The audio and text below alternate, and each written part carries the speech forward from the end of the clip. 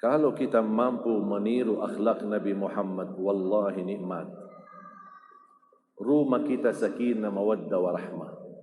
Hidup kita tenang. Kemanapun kita pergi, tidak ada kekhawatiran. Nabi Muhammad. Cukup yang memuji akhlak Nabi Muhammad adalah Allah.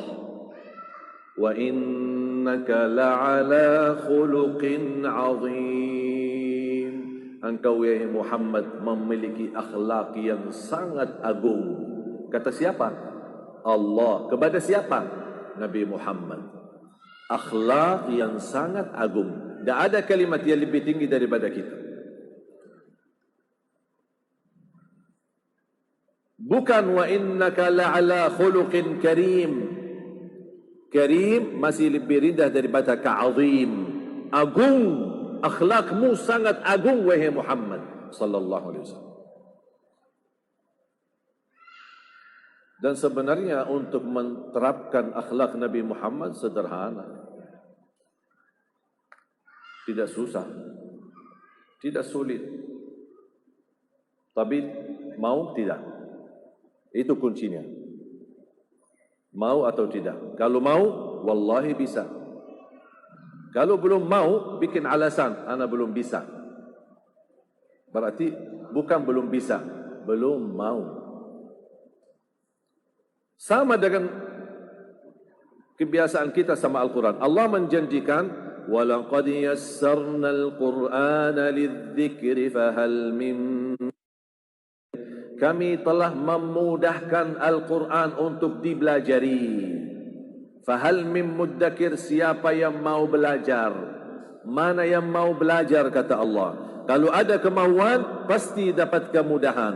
Tapi kalau tidak ada kemauan, tidak dapat kemudahan. Orang berkata, saya sebenarnya ingin belajar Al-Quran. Kok susah? Bukan susah. Al-Quran bukan susah. Tapi kami belum terbiasa. Ayo ikuti saya. Al-Quran bukan susah. Tapi kami belum terbiasa. Memang karena belum terbiasa aja membuat kita merasa susah Al-Quran. Padahal Al-Quran tidak susah. Bukan kata saya, tapi Allah yang menjanjikan kemudahan. Kami telah memudahkan, bukan akan memudahkan. Artinya apa? Janji Allah sudah lunas. Allah sudah memudahkan, bukan akan memudahkan. Kami sudah memudahkan Al-Quran untuk dibelajari. Siapa yang mau belajar? Mudah baca, mudah hafal, mudah menhayati, mudah menamalkan. Tinggal kita tingkatkan kemauan. Semakin tinggi kemauannya kepada Al-Quran, semakin dapat ilmunya dan kemudahannya.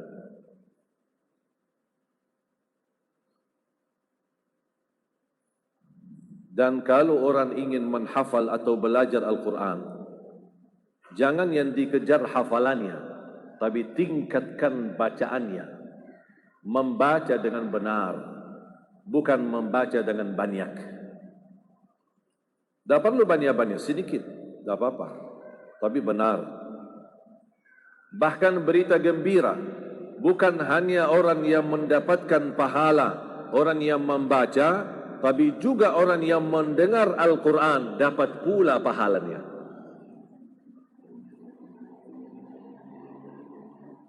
Membaca Al-Quran walaupun tidak faham isinya sama sekali, tetap dapat standar 1 huruf 10 kebaikan.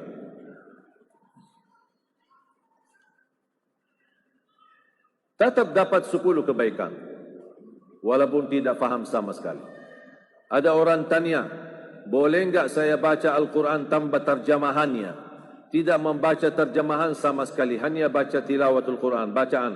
Boleh tidak? Walaupun saya tidak faham sama sekali. Saya jawab, boleh. Boleh. Saya belum bisa baca. Apakah saya bisa meraih pahala setiap 1 huruf 10 kebaikan walaupun saya tidak baca? Bisa. Simak, dengar. Pahala yang membaca sama yang mendengar, pahalanya sama. Setiap satu huruf 10 kebaikan. Berarti mohon maaf tidak ada uzur lagi. Belum bisa baca, masa belum bisa simak juga? Bermasalah di telinga, mungkin bermasalah di lidah, bata-bata, belum bisa lancar, masih takut salah. Tapi masa juga masalah di telinga? Simak Al-Quran, dengar Al-Quran. Satu-satunya amalan di dalam Islam yang hitungan amalannya berhuruf, bukan beramal. Satu-satunya ibadah yang hitungan ibadahnya berhuruf adalah Al-Quran. Dan tidak ada kitab seperti Al-Quran. Injil, Taurat, Suhuf Ibrahim wa Musa, Zabur, hadis Qudsi, hadis Nabawi. Tidak ada seperti Al-Quran. Satu-satunya yang bisa meraih pahala berhurufnya 10 kebaikan hanya Al-Quran. Bismillahirrahmanirrahim. 19 huruf ucapannya, tapi malaikat tulis 190 pahalanya. Menurut saya, itu promo dari Allah. Kalau ada promo, beli barang ini satu, dapat satu gratis. Mau enggak kita manfaatkan? Mau kan? Allah kasih promo. Allah tahu manusia suka promo, makanya Allah tawarkan promonya. Baca satu huruf Quran, dapat 10 kebaikan. Semestinya dari logika bisnis, kalau kita bicara bisnis, membaca Al-Quran sangat menguntungkan dan tidak ada ruginya. Baca tidak rugi, simak pun tidak rugi, berbata-bata dalam bacaannya pun tidak rugi. Ada orang karena berbata-bata masih belum lancar bacaannya, berhenti membaca. Alasannya takut salah, takut dosa. Itu bisikan syaitan. Syaitan yang datangi, Bu, ibu belum lancar bacaannya, masih bata-bata, mendingan tidak usah baca, nanti daripada dosa. Itu bisikan syaitan. Walaupun bata-bata, tetap boleh baca Al-Quran. Apa berita gembira bagi orang yang berbata-bata dalam membaca? Rasulullah sallallahu alaihi wasallam bersabda di hadis yang sahih, "Walladhi yaqra'ul Qur'ana wa yatata'ta'u fihi wa huwa alaihi syaq lahu ajran." Barang siapa yang membaca Al-Quran dan berbatah-batah dalam bacaannya sambil kesulitan saat dia membaca, berat, dia merasa berat, tapi terus dia belajar, terus dia baca, kata Rasulullah, dia mendapatkan 2 pahala. Itu di luar 10 kali lipat setiap huruf, dia dapat 2 pahala. Satu karena dia mau baca Quran, yang kedua kesulitan dan keberatan yang dia hadapi dalam membaca, Allah hargai, Allah kasih pahala. Tak ada yang rugi sama Al-Quran. Tak ada ruginya. Makanya mohon maaf Bapak Ibu, kadang-kadang saya tidak habis fikir. Kalau mendengar ada orang Muslim mencinta Quran, mencinta Nabi Muhammad, tapi kok bisa lewat 1 hari tidak baca Al-Quran sama sekali? Bahkan bisa lewat berhari-hari tidak baca Quran sama sekali. Itu na'udzubillah, hatinya sudah mati. Apalagi berbulan-bulan. Jangan-jangan kita seperti orang yang membaca Al-Quran hanya di bulan Ramadan. Begitu habis Ramadan, dia bawa Al-Quran masuk dalam lemari. Ketemu Ramadan yang akan datang ya. Astagfirullahaladzim. Tahu enggak Bapak Ibu?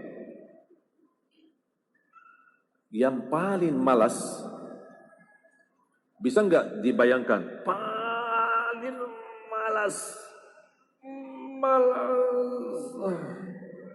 malas dianjurkan 1 juz setiap hari.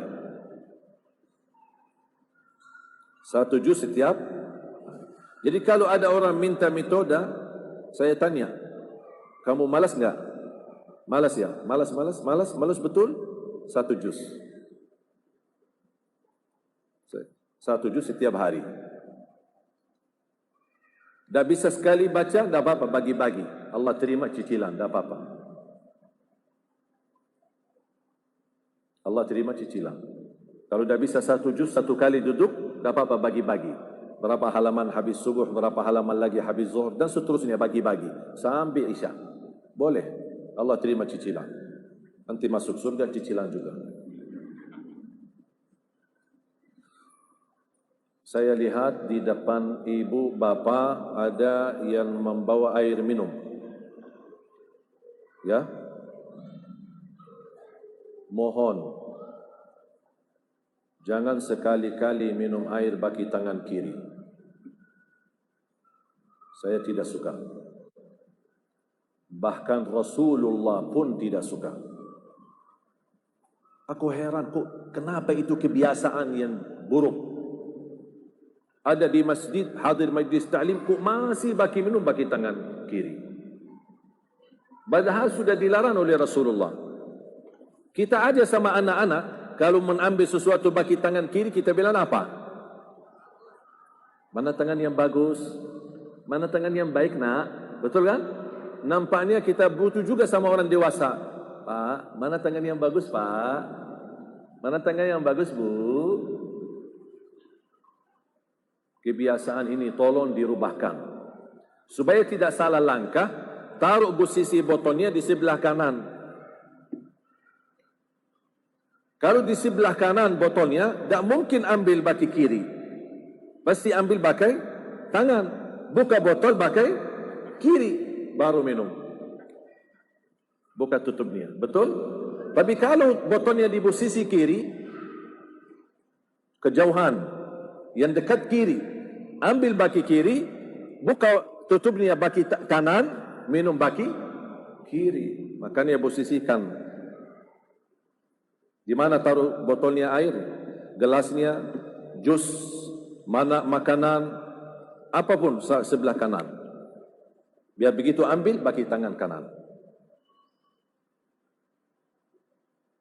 Kalau ada yang masih taruh di sebelah kanan, tapi ternyata begini, terus begini, dan minum bagi kiri, itu orang sakit. Kita doakan semoga sembuh. Kenapa saya bilang taruh? Ini kan ikhtiar, usaha, supaya menjadi kebiasaan. Tapi masih ada yang begini. Buka, baru minum bagi kiri. Astagfirullahaladzim. Maaf ya Rasulullah. Maaf.